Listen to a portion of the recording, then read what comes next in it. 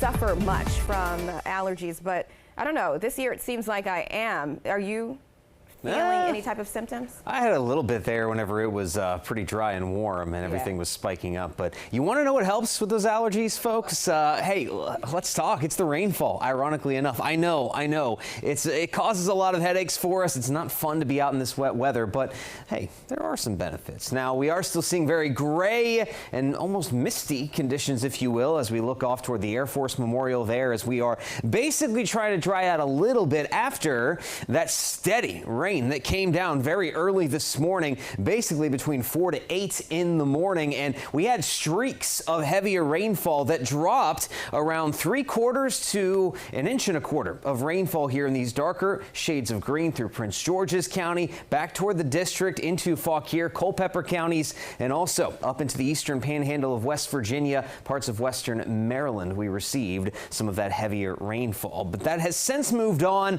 and now we are on the drier side of things for the time being. Nothing much is popping up across the heart of the region, but if we look off to our west, there are signs. A few showers are showing back up over the Allegheny front, and there is a cold front back over Ohio, parts of West Virginia. As that swings in later this afternoon, we will see the return of at least some scattered showers, and being that it is a pretty strong cold front sweeping through, there's the chance for a few thunderstorms. So similar to Tuesday, along and east of I-81, we do have that level 1 out of 5, the marginal risk for the chance of a few severe storms. Now, overall, I'd say, given that this cold front is sweeping through, there is a slightly higher chance we do end up seeing a few of those stronger storms compared to Tuesday. But given how cloudy and soggy we've already been, that is actually going to be our saving grace from and keeping us out of the way of any sort of widespread severe weather. So here we go into the early afternoon. Again, those few showers popping up over the mountains could form up and give us a little late rainfall around 2 to 3 o'clock. But here's the actual cold front itself. Scattered showers and a few storms will ride along that,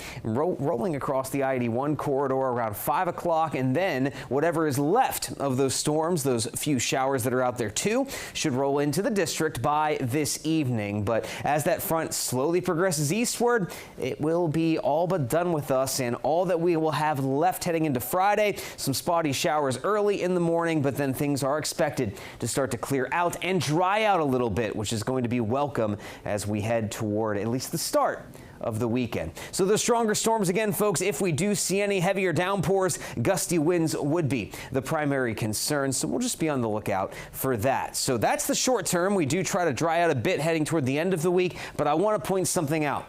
We have some activity in the tropics. Yesterday, right here, this is Tropical Storm Humberto that formed, and it's going to be tracking north and west. This other batch of orange, those intense high clouds near Puerto Rico, that's going to emerge and most likely will become our next storm, Imelda, and that's going to roll toward the east coast as well. And that being the case, tropical moisture will keep some showers in the forecast. It's going to be soggy this weekend, and we'll pay attention to those systems as showers likely linger around with those nearby into early next week.